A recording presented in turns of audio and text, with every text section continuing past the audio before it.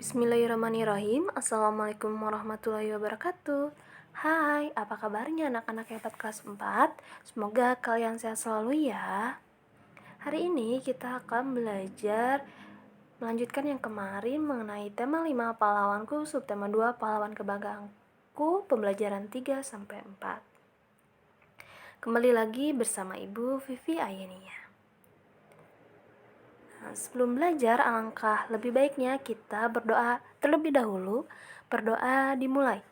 Bismillahirrahmanirrahim.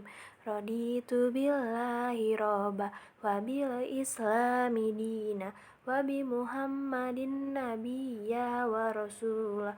Rabbi ji'ni ilma warzuqni fahman birahmatika ya arhamar rahimin. Amin. Alhamdulillah, berarti kita sudah siap semuanya untuk belajar. Mari kita belajar. Adapun tujuan pembelajarannya, yang pertama yaitu siswa mampu menyimpulkan sifat-sifat cahaya dan hubungannya dengan penglihatan.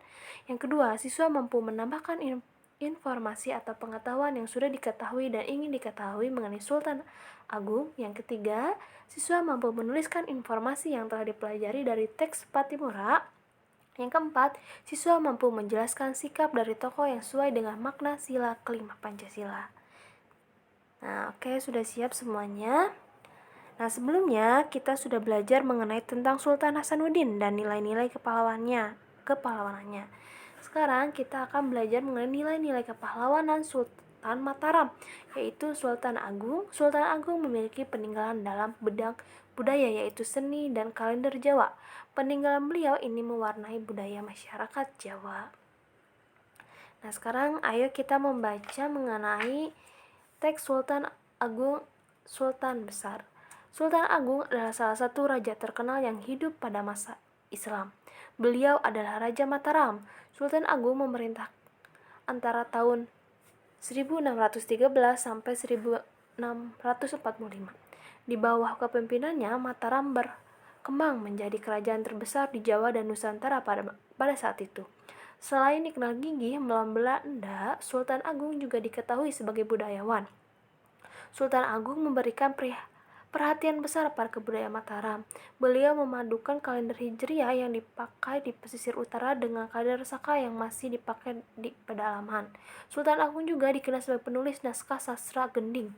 Sultan Agung menetapkan bahasa Pagongan sebagai bahasa yang harus digunakan oleh bangsawan dan pejabat di lingkungan keraton untuk menghilangkan kesenjangan. Selanjutnya, nanti coba kalian isi tabel berikut, ada pada halaman 74 mengenai apa yang kamu ketahui tentang Sultan Hasanuddin dari teks yang tadi, dan apa yang ingin kamu ketahui lebih lanjut mengenai Sultan Hasanuddin. Nah, selanjutnya, Indonesia mempunyai pahlawan-pahlawan nasional. Mereka bekerja keras memperoleh kemerdekaan Indonesia. Ayo kita akan mempelajari lebih mendalam lagi. Sebelumnya, Ibu ingin bertanya dulu mengenai apa yang kamu ketahui tentang pahlawan Pattimura. Ada yang tahu tidak? Oke, selanjutnya Ibu akan membahas lebih dalam mengenai pahlawan Pattimura atau Kapitan Pattimura. Nah, Kapitan Pattimura adalah pahlawan dari Maluku. Beliau lahir pada tanggal 8 Juni 1783 dan meninggal pada tanggal 16 Desember 1817. Pattimura bangkit memimpin rakyat Maluku melawan kekejaman Belanda.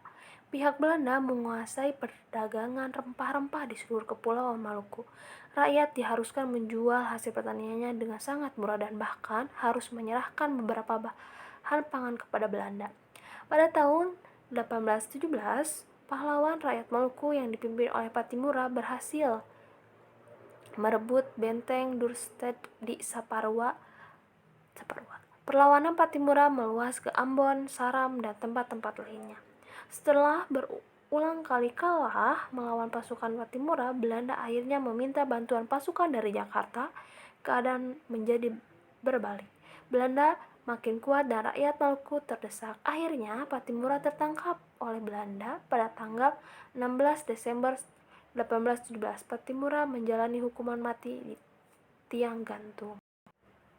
Nah, barusan cerita mengenai Kabupaten Pattimura. Selanjutnya kita akan membahas mengenai hal positif, lalu bagaimana perjuangannya, dampak perjuangannya, dan apa alasan perjuangan Pattimura. Oke, nah ini ya hal yang positif yang bisa dicontoh dari Kapiten Pattimura, yaitu yang pertama pekerja keras, pemberani dan perkasa. Lalu bagaimana perjuangan yang dilakukan oleh Pattimura? Nah, Pattimura memimpin rakyat Maluku untuk melawan kekejaman Belanda. Apa dampak dari perjuangan yang dilakukan oleh Pattimura? Nah, berhasil merebut benteng Dorset di Saparua. Lalu apa alasan dari perjuangan Pattimura?